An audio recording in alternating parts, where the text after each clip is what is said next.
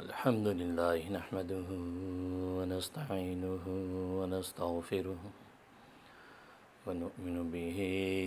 व नतवक्कलु अलैहि व नऊज़ु बिल्लाहि मिन शुरूरि अनफुसिना व मिन सय्यिआति अमालिना मन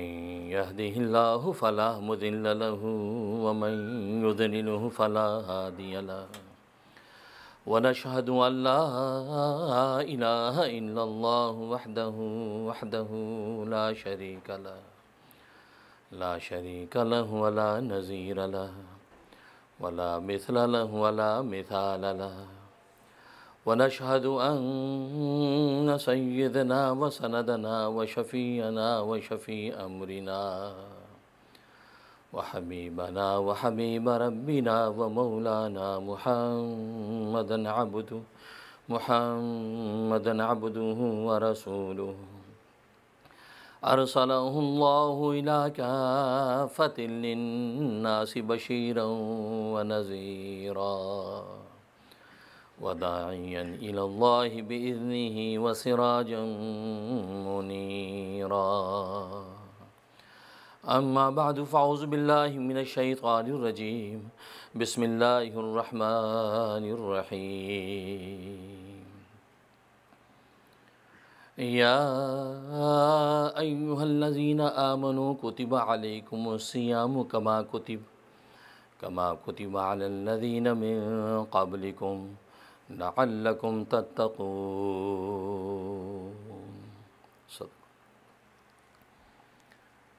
बुज़ुर्गान मोहतरम, बिरादरान अज़ीज़ और मेरी इस्लामी बहनें, अल्लाह तबारक व तआला ने इंसान की फ़ितरत और नेचर ऐसी रखी है कि वो जो भी चीज़ हासिल करना चाहता है उसमें दो वसफ़ देखता है। अगर उस चीज़ में ये दोनों औसाफ पाए जाते हैं तो वो उस चीज़ को पसंद करता है,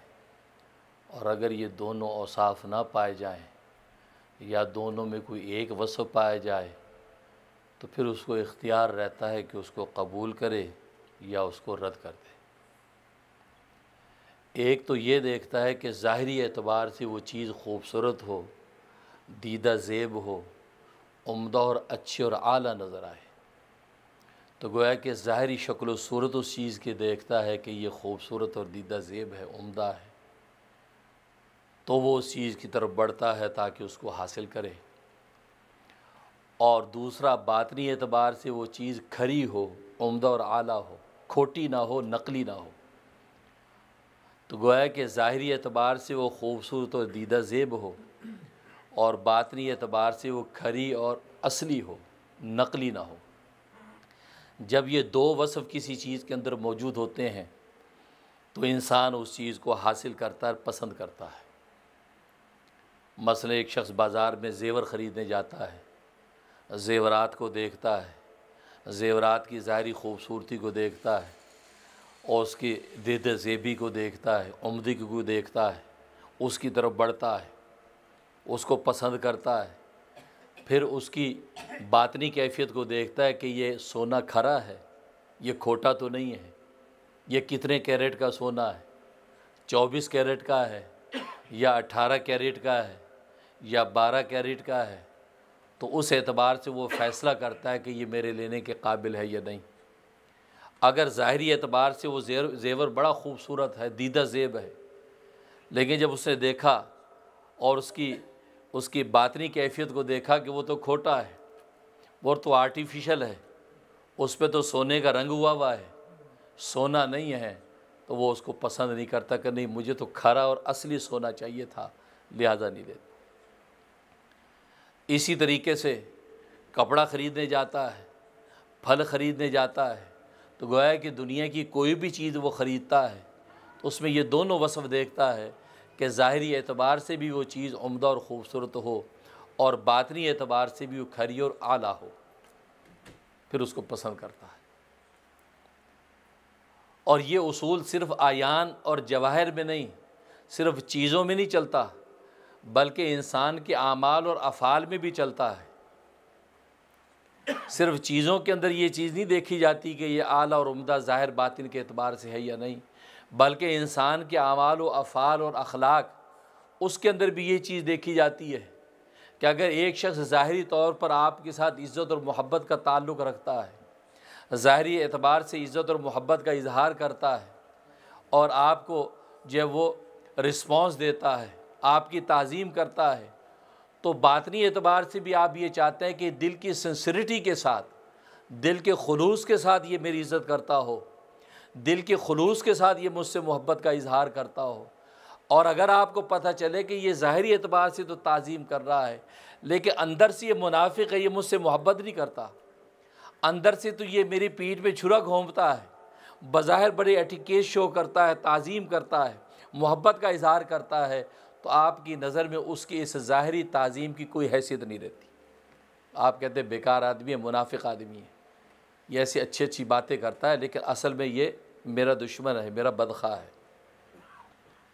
या इसी एतबार से एक शख्स दिल के खुलूस से तो आपसे मोहब्बत करता है, दिल की गहराई से तो आपकी इज़्ज़त करता है, लेकिन ज़ाहिरी रवैये में आपकी बेताज़ीमी करता है, आपकी बेअदबी करता है,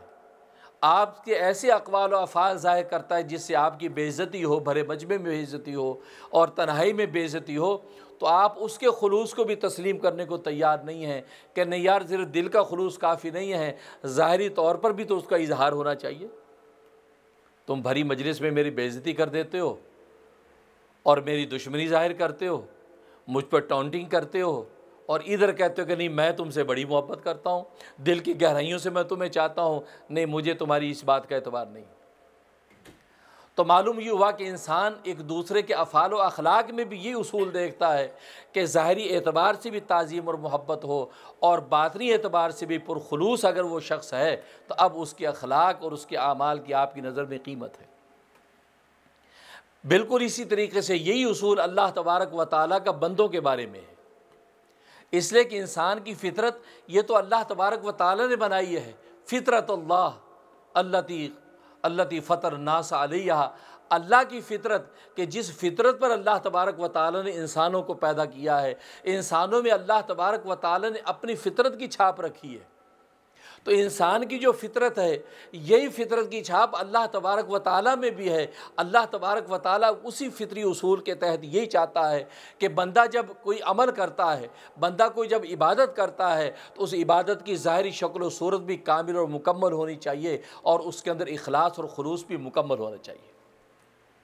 अगर ज़ाहिरी शक्ल व सूरत तो इबादत की बहुत आला है, बहुत उम्दा है, नमाज बहुत आला पढ़ता है, क़याम उसका लंबा है, रुकू उसका उम्दा है, सजदा उसका बेइंतहा नफीस है और कादे के अंदर बैठा है, तस्बीहात लंबी लंबी पढ़ता है, लेकिन अंदर खुलूस नहीं है, इखलास नहीं है, सिंसियरिटी नहीं है, तो अल्लाह तबारक व तआला के नज़दीक इस नमाज की कोई हैसियत नहीं है। क्योंकि बंदों का अल्लाह तबारक व तआला के साथ मामला आबिद और माबूद का है, तो अल्लाह तबारक व तआला बंदों की हर इबादत के अंदर इस चीज़ को देखता है कि इसकी ज़ाहिरी शक्ल सूरत मुकम्मल है, इसके बातिन के अंदर इखलास है। अब अल्लाह तबारक व तआला उस इबादत को कबूल करता है और उस इबादत की कीमत आखिरत की मंडी के अंदर लगती है। जैसे दुनिया के अंदर आप उस चीज़ की अब कीमत देने को तैयार हैं, पसंद ज़्यादा आ गई तो मुँह मांगी कीमत देने को तैयार है कि यार जेवर मुझे चाहिए, इसलिए कि ज़ाहिरी शक्ल व सूरत में भी खूबसूरत और बातनी एतबार से भी खरा है, मुँह मांगी कीमत देता हूँ, यार मुझे दे दो। ये मकान यार मुझे पसंद आ गया, ये ज़ाहिरी कॉस्मेटिक्स के एतबार से भी खूबसूरत है और बातनी एतबार से भी मजबूत, इसकी बुनियादें अच्छी हैं, इसकी दीवारें सॉलिड हैं, इसमें मटेरियल बहुत अच्छा लगा हुआ है, लिहाजा यार ये मकान मुँह मांगी कीमत देता हूँ, मुझे दे दो। तो जैसे दुनिया की चीज़ों में इंसान उसी चीज़ को एक्सेप्ट करता है, अल्लाह तबारक व तआला भी बंदों की वही चीज़ें पसंद करता है कि जिसमें ज़ाहिरी इबादत भी मुकम्मल, उसके बातिन के अंदर भी खरापन मौजूद है। लेकिन अगर ज़ाहिरी तौर पर इबादत के अंदर नक्स है तो अल्लाह और अल्लाह के रसूल उसको रद्द कर देते। मसला हदीस में आता है कि सरकार दो आलम सल्लल्लाहु अलैहि वसल्लम नमाज़ पढ़ा रहे थे, सूरत रूम की तिलावत हो रही है, लेकिन तिलावत करते करते खलजान हो रहा है, बार बार अटक रहे हैं, तिलावत में वो रवानी नहीं आ पा रही है। आप जब नमाज से फारिग हुए तो आपने पीछे मुड़ के कहा, माँ बालू अक़वामिन, क्या हो गया लोगों को यसुल्लूना माना, हमारे साथ नमाज तो पढ़ते हैं, ला युहसिनून तुहूर, और अच्छी तरह वज़ू करके नहीं आते। तुम में से बाद लोग वो हैं जिनका वज़ू नाक़िस है, उनका वज़ू अच्छा नहीं है, उस वज़ू ना अच्छा होने की वजह से वो मुझे कुरान करीम पढ़ने में खलजान हो रहा है। अब देखिए, एक शख्स वज़ू करके आया, अपने ज़ाम में उसने मुकम्मल वज़ू किया, लेकिन उसका वज़ू नाक़िस, क्योंकि एड़ी खुश्क रह गई होगी, कोनी खुश्क रह गई होगी, किसी जगह ऐसा कोई नक्स बाकी रह गया कि वज़ू अल्लाह और अल्लाह के रसूल के नज़दीक वो वज़ू नहीं है। अब वो नमाज के अंदर खड़ा है, ज़ाहिर है कि एक बेवज़ू शख्स नमाज के अंदर खड़ा है, तो एक तरह का गुनाह है। उस गुनाह और मासियत का असर आपकी शफाफ तबीयत और क़ल्ब पर ज़ाहिर हो रहा है, जिससे आपको तकलीफ़ हो रही है। और ज़ाहिर है कि हर गुनाह की एक बदबू होती है, और वो बदबू अल्लाह तबारक व तआला बस औक़ात अपनी अंबिया और औलिया पर ज़ाहिर कर देते हैं। और सरकार दो आलम सल्लल्लाहु अलैहि वसल्लम की ज़ात आली, आपके दिल का आईना तो शफ़ाफ़ है, उस बदबू का जब असर होता है आपकी लतीफ़ तबीयत पर पता चल जाता है कि यह गुनाह हुआ। अब वो बेवज़ू होने का जो गुनाह था उसकी बू आपको महसूस हो रही है। अब आप नमाज़ पढ़ा रहे हैं और बू का एहसास भी हो रहा है, अब खलजान तिलावत में आ रहा है, आपको तकलीफ़ हो रही है, अज़ीत हो रही है, आप रवानी से कुरान नहीं पढ़ रहे। आपने डांटा कि कोशिश भी देखो, अब देखो ये वज़ू ये मुकम्मल और कामिल नहीं था, अल्लाह और अल्लाह के रसूल के नज़दीक काबिल कबूल नहीं, रद्द कर दिया। ज़ाहिरी शक्ल में जब नक्स आ गया, जैसे आप दुनिया के अंदर कोई चीज़ पसंद नहीं करते, अल्लाह तबारक व तआला भी उसको कबूल नहीं करते। इसी तरीके से एक और हदीस में आता है, किसी ग़ज़वे से वापस आ रहे थे, आगे पानी का एक तालाब आ गया, असर की नमाज का वक़्त था, सरकार दो आलम सल्लल्लाहु अलैहि वसल्लम की सवारी अभी पीछे थी, तो कुछ लोगों ने जल्दी जल्दी से असर का वज़ू किया, नमाज का वक़्त न निकल जाए। इधर हज़रत सल्लल्लाहु अलैहि वसल्लम पहुँचे तो आपकी नज़र उनकी एड़ियों पर पड़ी। अभी एड़ियाँ खुश्क चमक रही थीं, क्योंकि एड़ियाँ खुश्क रह गईं, एड़ियाँ खुश्क रहेगी। आपने फरमाया वैलुल लिल आक़ाब मिनन नार, कहा कि उन एड़ियों के लिए जो खुश्क रह गई हैं उनके लिए जहन्नुम की वईद है, वो जहन्नुम की आग में जलेंगी। अपने वज़ू को मुकम्मल करो, दोबारा वज़ू करो।